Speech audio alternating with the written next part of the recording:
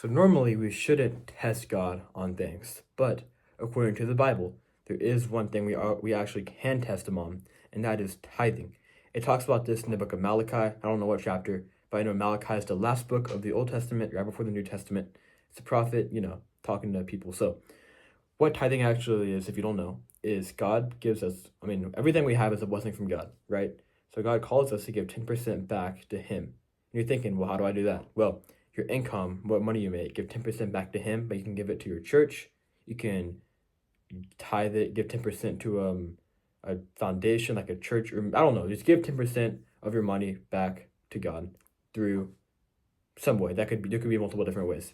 But what I mean by we can test God on this is, it can be hard, to give 10% of all your money to God.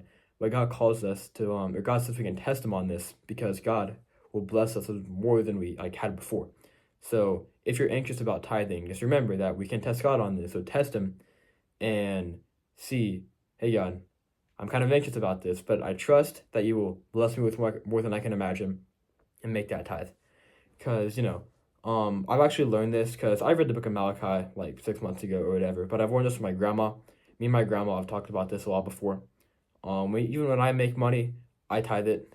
If I get it from my family, from my birthdays or whatever, money from doing work around the house that my parents want me to, stuff like that, and I would tithe, and I trust God that He will bless me back with more than I can even imagine. So, that's kind of the end of the video. I don't really, that's kind of it, I guess. All I needed to say. But just next time you want to tithe, just trust God and test him. Trust that he will bless you with more than you can imagine. So that's going to be the end of it. I hope you enjoyed. Have a great rest of your day.